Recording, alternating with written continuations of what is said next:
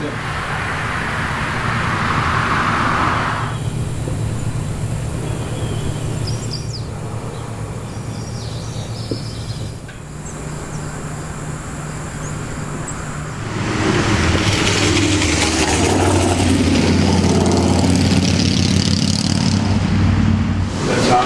you guys?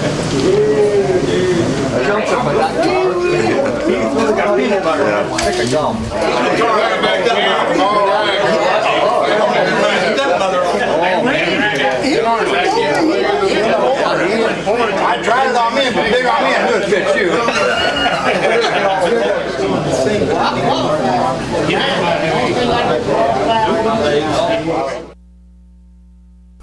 Well, when they drafted me and they told me I was going to Korea, and I asked them what part of Texas was it in, because I didn't know about, I'd never heard of Korea before. I was at home with my dad and mother on the farm. We had a farm right outside of New Hamburg, Missouri, there in Scott County, southeast Missouri. I was helping Dad on the farm. We didn't really know too much. As a matter of fact, they told us that we were going over there just to make a show of force. My mother and father didn't know what was going on either, because they had to sign the papers or they wouldn't have never signed them.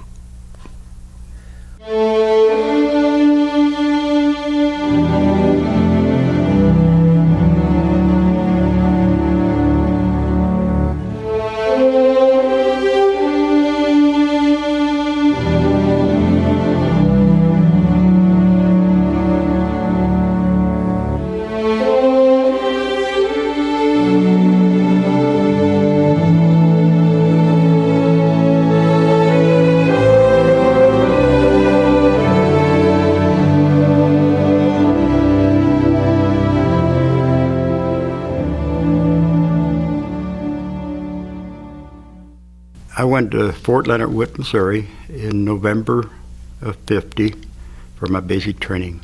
I had 14 weeks of basic infantry training. We trained for everything. We took all kind of training for almost every kind of gun there was, mortars, bazookas, and machine guns. I went to boot camp at Paracel in South Carolina. Then I went to Camp Lejeune, North Carolina, and joined the 2nd Marine Division. And when I stayed there a while, we went to San Juan, Puerto Rico on maneuvers down there, and then when we come back, they shipped us to Korea. The bulk of the ship was occupied by members of the 45th California National Guard Infantry Division that were being transported over to Japan. And then at Camp Drake, we did some processing, and we were sent on a 36-hour train trip down to the southern island of Japan, named of Kyushu, and that's where we processed some more in preparation to go into Korea. Well, we had landed in Japan and seen a little bit, of the Oriental people, but their way of life was just so different. It was a rude awakening. What am I doing here? What's it about? And then talking to some of the officers, they explained what was going on. We were to more or less show these upstart North Koreans just what the American forces were like, and they were going to go right back across the 38th parallel where they belong and leave these South Koreans alone. It didn't exactly happen that way. We were a bunch of under-equipped, probably underaged, and under-trained group of people. Then we went up against a well-trained, well-dedicated force of hardened fighters that really tore us up for the first few months of the war. Well, you have the end of World War II, and everybody is looking to advance their own interests. Soviet Union would like to expand its zones of power in Eastern Europe and in Asia, and Korea was the perfect place. China had just emerged as an independent country in 1949 and wanted to solidify its position.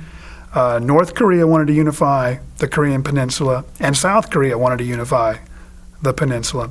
And the United States wanted to, in the midst of all this, contain the spread of communism.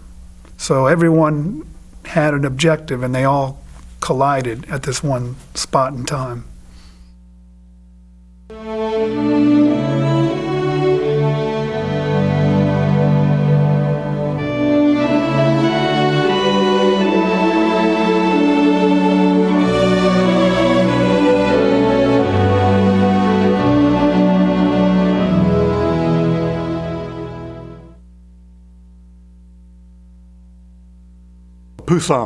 Busan, Korea.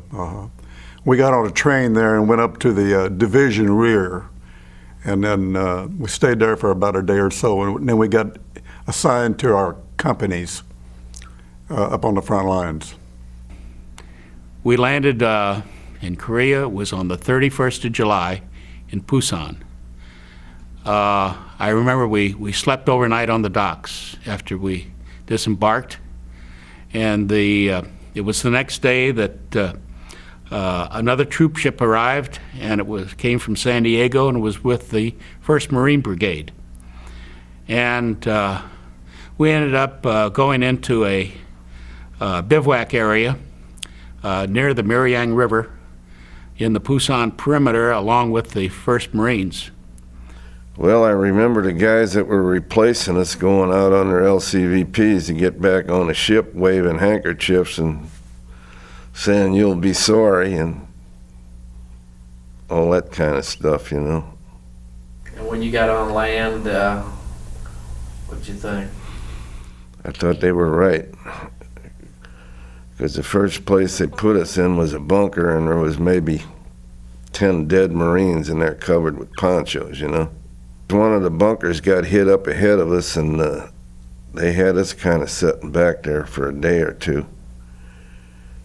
And we had to go pick up a couple guys that got hit in there, you know, and they were both dead. And of course, they sent one guy that had been over there a long time, and then a couple of us new replacements in there.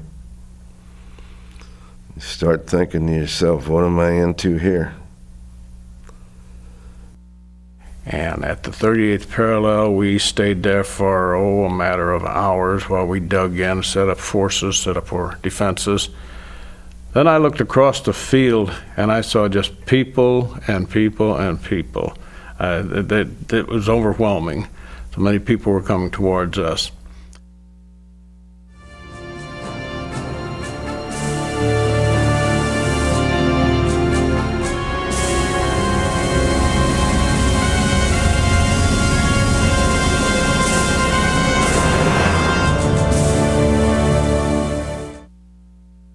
The Chinese got into the war because the United States had pushed North Korea out of South Korea, and in that success, they continued pushing up past the 38th parallel.